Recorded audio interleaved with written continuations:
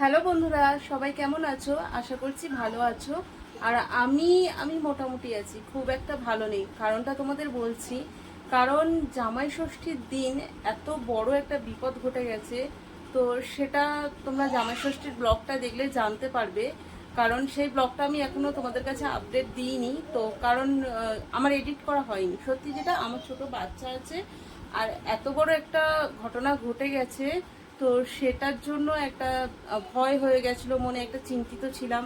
তো সেই কারণে আমি সেইভাবে এই সব দিকে কনসেন্ট্রেট করতে পারিনি। তো জামাই ষষ্ঠীর ব্লগে আমি সেই জিনিসটা শেয়ার করব, তোমরা অবশ্যই দেখো যে কি ঘটনা আমার সাথে ঘটেছিল। আর আজকেও একটা দুর্ঘটনা ঘটে গেছে, সেটাও তোমাদেরকে বলি আমি। তো আমার হাজবেন্ড যেখানে কাজ করে, পাপা পাপা পড়ে যাবে, এই দেখো কি দুষ্টুমি করছে।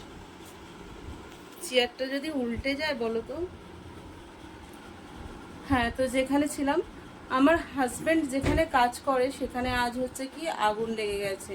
তো তোমরা সবাই অনেকে এতক্ষণে নিউজে দেখে নিয়েছো যে অ্যাক্রোপলিস মলে আগুন লেগে গেছে।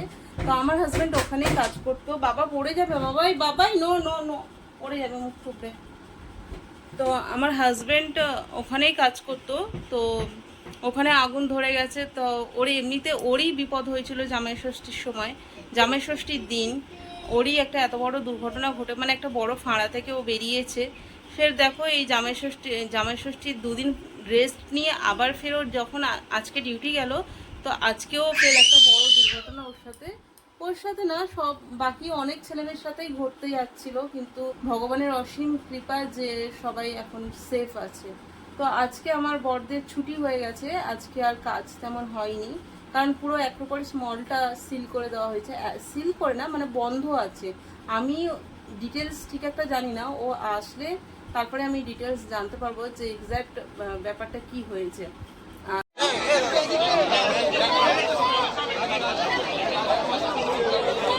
মানব এসছে ম্যাম, মানব এসছে ম্যাম, মানব এসছে।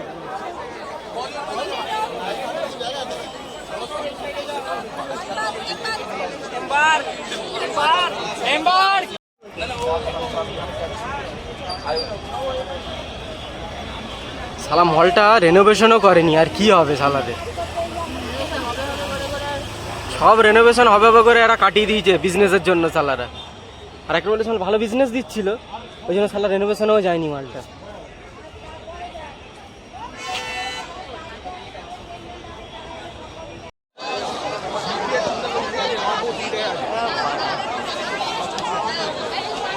আমার ফোনে উঠছে না, হেভি ফোন তো না।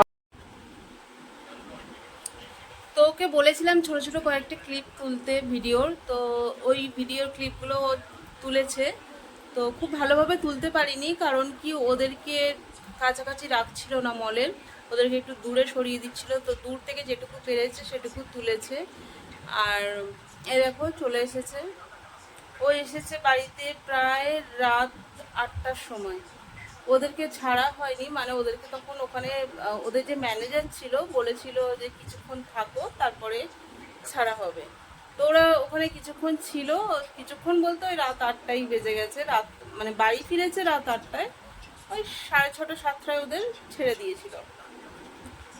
কোন কোন মলের ভিতরে কোন কোন স্টোরে বেশি ক্ষতিগ্রস্ত হয়েছে সেটা আমি ওকে জিজ্ঞাসা করবো এখন।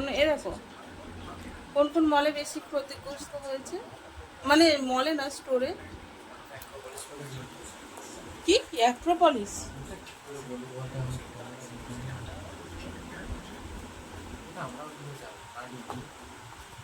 কোন কোন স্টোরে বেশি ক্ষতিগ্রস্ত হয়েছে তুমি জানো? ও, আমি ভাবলাম হয়তো তুমি জানবে সেই জন্য। তো তোমরা যখন আসো তখনও চলছিল, দমকলের লোক ছিল। কালকে মল বন্ধ থাকবে, খোলা?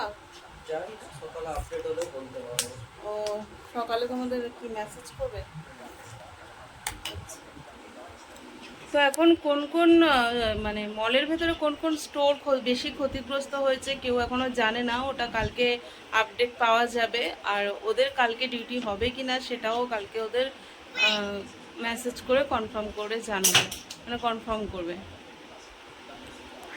চলো আজকে ভিডিওটা এখানেই শেষ করছি, কালকে দেখা যাক কি হয়।